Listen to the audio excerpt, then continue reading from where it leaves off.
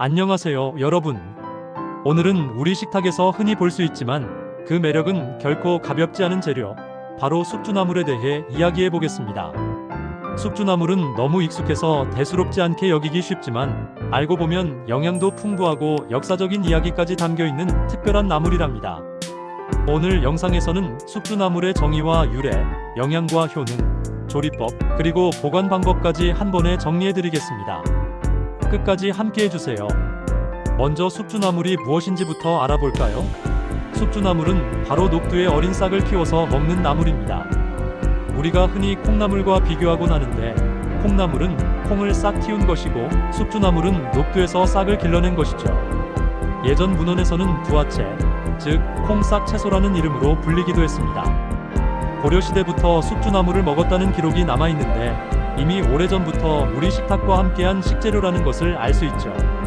숙주나물의 이름에 관한 재미있는 이야기도 있습니다. 조선시대의 문신 신숙주와 관련된 유래인데요. 신숙주와 얽힌 설화 속에서 숙주나물이 신숙주의 나물이라는 뜻으로 불리게 되었다는 이야기가 전해지기도 합니다.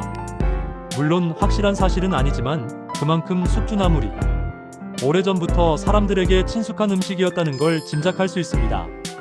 숙주나물의 특징을 살펴볼까요? 숙주나물은 아삭아삭하면서도 부드러운 식감이 가장 큰 매력입니다. 줄기가 하얗고 길며 살짝 데치거나 볶으면 특유의 시원한 맛과 아삭함을 즐길 수 있습니다. 영양적으로도 매우 뛰어난데요. 발화 과정에서 비타민이 크게 증가한다는 사실 알고 계셨나요?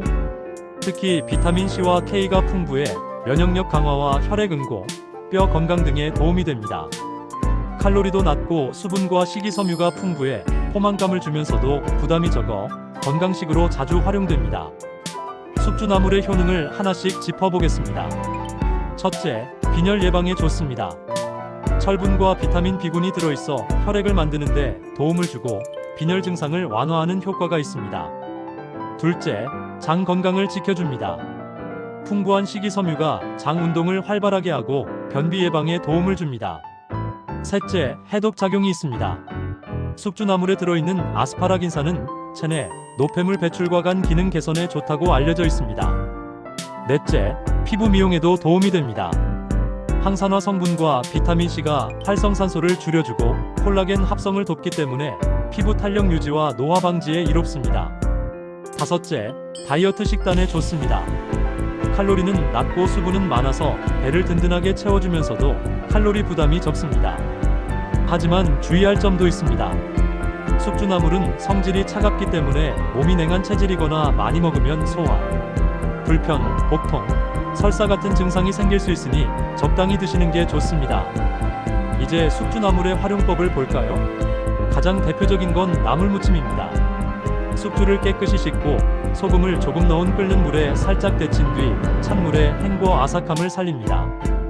물기를 꼭 짜낸 후 다진 마늘과 소금, 간장, 참기름, 깨소금을 넣고 무쳐주면 맛있는 숙주나물 무침이 완성됩니다.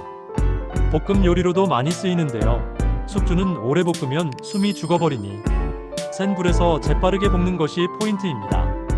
고기나 버섯, 양파와 함께 볶으면 풍미가 살아나고 단백질 보충도 됩니다. 국이나 찌개, 만두소, 비빔밥 고명 등에도 활용되죠.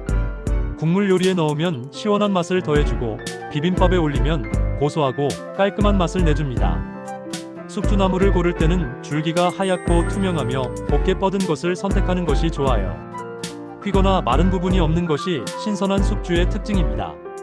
뿌리에 수염이 지나치게 많거나 누렇게 변색된 것은 피하는 게 좋습니다. 보관할 때는 밀폐 용기에 숙주를 담고 맑은 물을 살짝 부은 뒤 냉장고에 보관하면 됩니다. 하루에 한 번씩 물을 갈아주고 34일 안에 드시는 게 가장 좋습니다. 시간이 지날수록 금방 물러지기 때문에 오래 두지 않는 게 좋아요. 숙주나물은 음식 그 자체로만 존재하는 것이 아니라 역사와 문화 속에서도 의미가 있습니다. 조선시대에는 제사상이나 생일상, 돌잔치에도 올랐다는 기록이 있습니다. 단순한 나물이 아니라 의례적인 의미까지 지니고 있었던 거죠. 또 앞서 말씀드린 것처럼 신숙주라는 인물과 연결된 설화도 있어 음식 이름 하나에도 역사와 이야기가 담길 수 있다는 점이 흥미롭습니다. 오늘은 이렇게 숙주나물의 정의와 유래, 영양 성분과 효능, 조리법과 보관법, 그리고 문화적 이야기까지 두루 살펴봤습니다. 평소에 흔히 먹는 나물이지만 이렇게 자세히 알고 나니 숙주나물이 조금 다르게 보이지 않으신가요? 앞으로 숙주나물을 드실 때는 단순히 싸고 흔한 나물이 아니라 우리 몸에도 좋고 역사적인 이야기도 담겨있는 특별한 식재료라는 점을 떠올리시면 좋겠습니다. 여러분은 숙주나물 어떻게 드시는 걸 좋아하시나요? 댓글에 여러분만의 숙주 요리 팁도 공유해주세요. 영상이 도움이 되셨다면 좋아요와 구독 부탁드리고요. 앞으로도 생활 속에서 유익한 음식 이야기를 전해드리겠습니다. 오늘도 건강한 하루 되시고 다음 영상에서 또 만나요. 감사합니다.